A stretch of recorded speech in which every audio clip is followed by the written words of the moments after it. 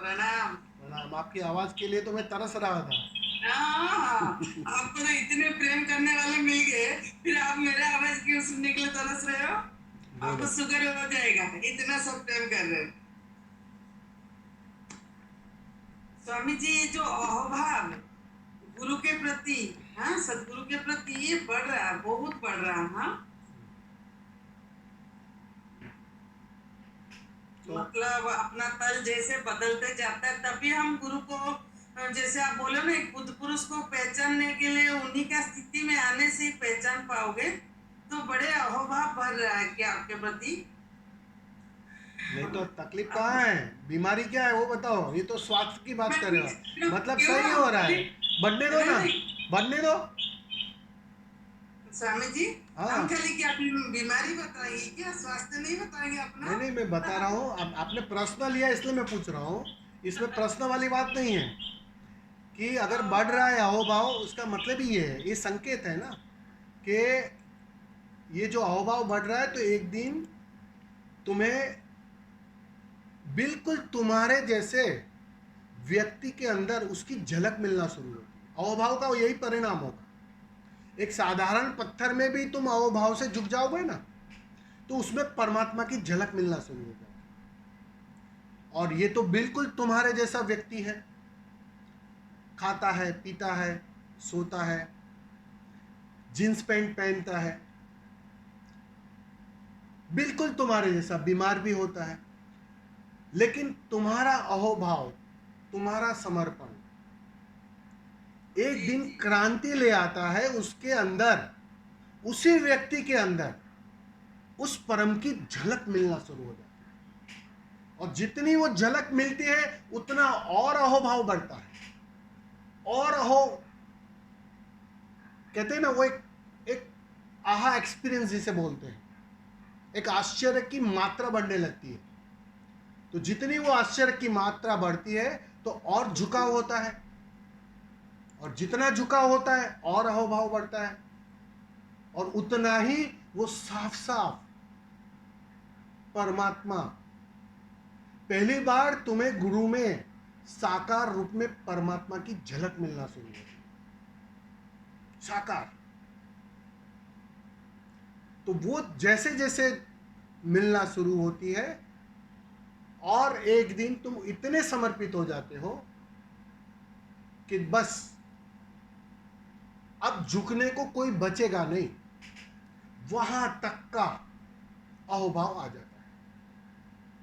फिर उस दिन बूंद सागर में एक हो जाता है। फिर झुकने को कुछ बचता नहीं है, क्योंकि झुकने वाला बचता नहीं है। झुकने वाला खो जाता है पूरी तरह। जैसे कपूर उड़ गया, पूरी तरह जल गया, कोई अस्तित्व ही न बचा। आपने देखा है, कपूर जलता है, पहले कपूर को जलाता है, आग घनी होती है, कपूर खो जाता है, फिर आग बचती है क्या? आग भी खो जाती है। नहीं, बस बिल्कुल वो अवस्था आ जाएगी, उसी को हमने अद्वैत कहा है। तो ये बहुत शुभ है, अच्छी बात है। स्वामी जी, जैसे हमको दूसरे में जो दोष दिखाई देता था पहले, कि मतलब हमारा जो पीड़ा का कारण दूसरे हैं, वो अभी नहीं लग रहा कि हम ही है खुद। और उनमें पॉजिटिवनेस बहुत बढ़ गया, मतलब हर चीज को स्वीकार। जो आप बोल रहे थे बीच में, पुलिस वाली आ रही है भाग्य लक्ष्मी, तो अभी वो स्वीकार पहले नहीं हो रहा था। अभी जो शिविर के बाद ये हो रहा है कि मतलब काम और क्वाइट, हाँ, मतलब ऐसे सब हो रहा है आपके पास से आने के बाद। सीधी सी बात है ना, जो मैंने कहा ना कि जैसे जैसे एक साधारण व्यक्ति में परमात्मा की झलक मिलना शुरू होती है ना, उतनी ही मात्रा में तुम्हें अपने अंदर भी उसी परमात्मा की झलक मिलना शुरू हो जाती है। गुरु तो प्रतिबिंब है, आईना है, तुम्हें अपना ही प्रतिबिंब दिखना शुरू हो जाता है। और जिसे अपने अंदर उस परमात्मा की झलक मिलना शुरू हो जाती है, तो उसे बिल्कुल हर व्यक्ति के अंदर उसकी झलक मिलना शुरू हो जाती है। अब तुम जिसमें परमात्मा की झलक पाओगे, उसको शत्रु मान कैसे सकते हो? वो शत्रु की तरह दिखाई नहीं पड़ सकता। तुम पैर छू सकते हो उसके, क्षमा मांग सकते हो, गले लगा सकते हो, लेकिन क्रोध असंभव है, क्योंकि उसकी झलक मिल रही है। अब परमात्मा गलत नहीं हो सकता है, वो दिखाई पड़ेगा, क्योंकि अब तक वो व्यक्ति दिखाई पड़ रहा था, क्योंकि तुम्हें अपने अंदर भी वो व्यक्ति देखने की ही आदत थी। पहली बार उस व्यक्ति के भीतर जो विराजमान है उसकी झलक मिली, उसका निमित्त बना गुरु।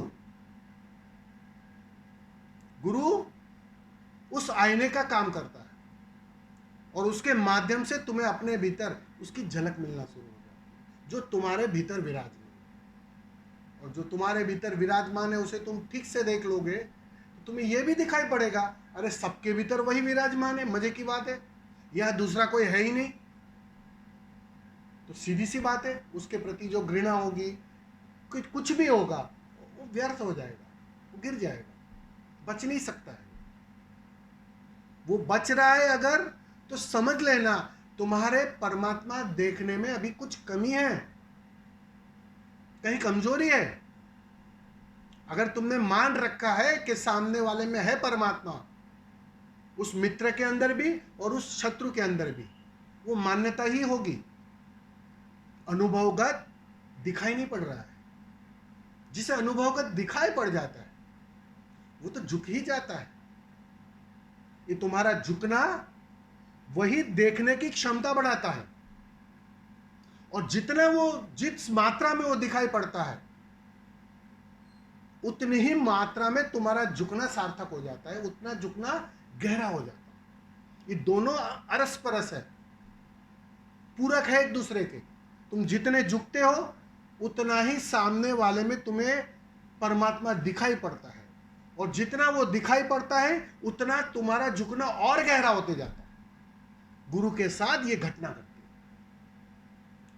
है। जैसे ही गुरु को दिख गया कि भाई ये अब सक्षम हो गए, मेरे अंदर तो उसने झलक पा ली, स्वयं के अंदर भी वो देख पा रही है, और स्वयं के माध्यम से वो हर एक के अंदर वो देख पा रही है, उस दिन गुरु हट जाएगा, किनारा कर ले। गुरु का काम पूरा, उसका जॉब पूरा, समझ रहे हो। लेकिन तब तक स्वामी जी, ये जो माँ बाप जो मेरे मम्मी पापा जो दिए थे भाग्यलक्ष्मी नाम, वो तो स्वामी ज्ञान अविनाश जब मिले वही सार्थक हुआ नाम का। सच में आपका सानिध्य सबको मिले, और जो भी मित्र है जो ऊर्जा के तल पे जो भी उनका डिस्टर्बेंस होता है वो आप मिले। आप इतना सहज और सरल समझा दे रहे हो, भले आग लगाते हो, बहुत सारा चीज होता है, लेकिन लास्ट को वो जो सुकून मिलता है ना, वो अभी पता चल रहा है। बहुत बहुत धन्यवाद स्वामी जी।